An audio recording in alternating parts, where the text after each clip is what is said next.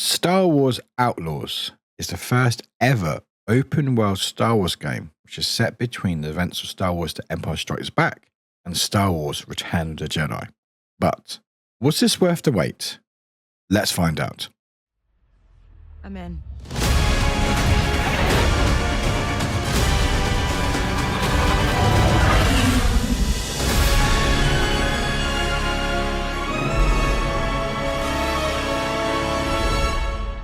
Hey there everybody, my name is Warwick and welcome to Warwick Reviews, where today we're going to be checking out Star Wars Outlaws, which is a brand new game for Ubisoft and Lucasfilm Games. And what we're going to be doing today is going through the basis of the game, talking about my thoughts and feelings, all about accessibility and sort of how the game is structured and anything else of interest. But before we do that, I just want to say thank you very much for being here. I really appreciate it. I like doing reviews. Very thankful to get opportunities. So big shout out to Ubisoft. And while you're here, if you haven't already, there's a little subscribe button just down below or wherever you might find it on wherever you're watching this. And I would love you to join us. We do a lot of cool things. I just checked out Dead Rising, a preview of that. And today we're going to check out Star Wars Outlaws. But there's loads of reviews on my channel. And you may also find me on Twitch, because I also stream on twitch.tv/Warwick. But without further ado, we'll get stuck in. So, Star Wars Outlaws. It is the first ever open world Star Wars game set between the events of Star Wars The Empire Strikes Back and Star Wars Return of the Jedi. You explore distant locations across the galaxy, both iconic and new, and you risk it all as Kay Vess, which is an emerging scoundrel seeking freedom and the means to start a new life, as she tries to pull off one of the greatest heists the galaxy's ever seen. You fight, you steal, and outwit your way through the galaxy's crime syndicates as you join the most wanted. So that is basically a very basic premise of the game. You are playing a brand new character called Kay, who is basically a merchant scoundrel, sort of had to sort of steal and sort of pickpocket to survive in this world where we start. And we find ourselves with Kay going off to a job, just a standard job that may be the ticket for her to escape. And as with any Star Wars game, with any fiction really, things normally don't go the way they should. If they did, it'd be a very quick 10-minute game and we're done. So you play as Kay with the very adorable Nix, which is your long-term companion. And they're sort of like the standard in Star Wars. There's always like a companion, like a droid or like some sort of alien. So you've got Nix and you're basically exploring different worlds, some new, some from previous movies and games. And you're exploring, as we've said, an open world Star Wars game. So once you start with Kay, learn about the basics, about how you use the controls, obviously sneak in, how to use Nix. So you can sneak around, you can jump, I'm sort of pressing buttons, seeing what works. Obviously you've got speed and run as well. And you can command Nix in certain ways. So if you want to pickpocket them, it will indicate pickpocket. It's like a little quick time event. Also, you learn about sort of lock picking. So there's like this little tool that you have to get, and that allows you to access doors and like locked areas. But with that, there's like sort of like turn-based type thing where you have to sort of press the buttons at the same time as the rhythm of the lights. And if you're playing controller, I was playing on PlayStation 5, it vibrates, and also there's sound, so you can sort of work it around that. And then, you start learning about a bit more about Kay, what's going on. She's basically trying to just get off this damn planet. She's been stuck here for years. She's trying to get enough money to get out of here. And there's this job which seems like if it pays, it will pay enough for her to finally be able to get out and start a new life.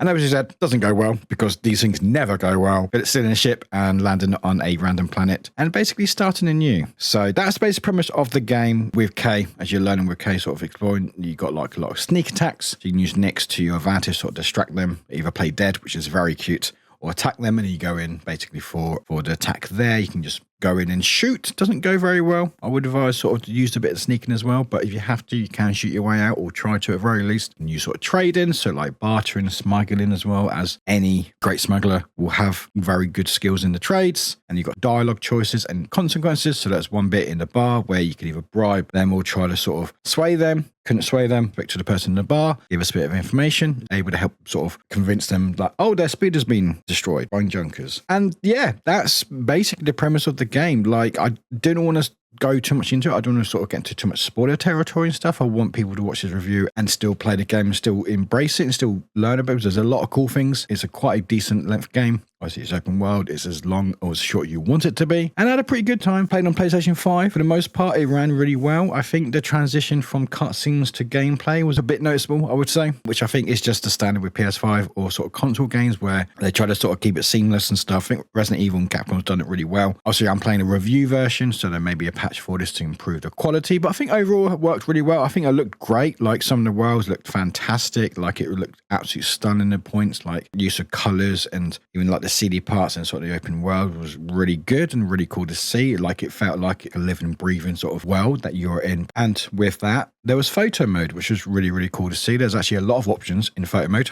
So I was playing around with it with Kay by one of the casinos, and you can actually change like the time of day, which is really nice. So when we were in this mission, it's like midnight this time. So you can actually change what time. So if you want like early dusk or wherever dusk is in that planet, or late at night or midday, you can actually change it and it will change it to where the sun would be. So you can change it like that. You can remove Kay, remove Nix, you can move things around, you can do different lenses like vocal points and stuff. So really, really cool photo mode. Love that. And obviously, as you're talking about that, talking about settings, there's a lot of settings here and I'm so happy to say they are fantastic. Like, the amount of options that they have there is fantastic. When you start off, it's basically giving you an option to bring in, like, talk about accessibility straight from the bat. Basically saying, hey, if you want to start with these controls, you can do. You can move past it and change them later on, which I did, but you can obviously put them in so you can tailor it to how you want to play it straight off the bat. And that's great to see. And then later on in the game, you can go to your settings, actually go fine tune each one. So there's a lot of different settings as we're looking at here. And within that, a lot of different options. And also explaining what they do. Like I've said in reviews before, I like playing inverted and I always forget which is X and Y. I just always forget. So it was good to see when I hovered over it, it said, oh, this will change left and right or up and down. I was like, great, thank you. I will never remember. I always just forget. Don't know why. It's just that 1% information just won't stay in my head. And I like that, but I'm really happy with the amount of options that there are. Even with stuff like lock picking and sort of puzzles and stuff, you can tailor just the difficulty of those elements. Oh, you can go, you know what, I want gameplay really hard, but the puzzles I want really easy. You can do that. That was great to see. But overall, I had a good time with the game. I think they've done a really good job with it. I enjoyed the combat. I enjoyed the sneaking aspect of it. It felt a bit like Assassin's Creed and stuff. The music was really cool. I liked the spin on what they've done with some music. It's something really, really nice. My criticism, though, is this is a single player experience and you're paying quite a decent amount of money for this game. So, for example, if you're buying it digitally, the standard edition on Ubisoft Store is £59.99 UK pounds. So £60. There are other options, but there is a season pass for extra missions. They do say 2 of these story pack missions will be available in a later date individually, but the fact is that I feel having stories locked behind a paywall is not a good thing. And the fact is that this season pass roadmap, you've got a story pack coming out later on this year and one next year. If you get the season pass, you get an exclusive mission called Jabba's Gambit. And I do find it's just, I'm not a fan of having story-based content locked behind a paywall when you're already spending at least £60 more for a game. While I really enjoyed the game, I think it was a good game, I can't stand behind the thought process of locking some story elements behind a paywall. I think that goes against what gaming is, about bringing people together and enjoy experience and basically saying, hey, you want a best experience, you have to have the most money. And I think especially with games, the quality of the games coming out and the cost of games is there's less disposable income that people may have for games that they had a few years ago. So they have to make choices and stuff where now it's like, oh, you have to get a season pass in order to play this mission. And it's just like, why couldn't it just be in the game? Why can't it just be a one and done? And so as much as I enjoyed the game, I just can't recommend it based on that. I know I'm lucky that I get a review copy. I don't have to spend money on this. But like if I was a paying customer and I pay £60 for a game and then realize, oh, there's a really cool mission called Jabba's Gambit. Oh, no, you have to get the season pass. It's like, oh, okay. Why isn't it in the game? If you like Star Wars, I think you have a very good time with this. I just can't recommend it based on the price and the season pass. If it was £60 plus and some cosmetics for an extra bit or something, or you got early access for something, I could sort of go, okay, maybe you can justify it. But having stories locked behind a paywall is something I just can't recommend. So there we go. But thank you very, very much for watching. I really appreciate it. Again, my name is Warwick Reviews, and you can find me on Twitch, which is twitch.tv/Warwick. Also find me on socials, and hopefully find me here with other reviews, some more positive reviews. Again, massive shout out to Ubisoft for the review code. Thank you for watching. Take care, and we'll see you very soon. Bye bye.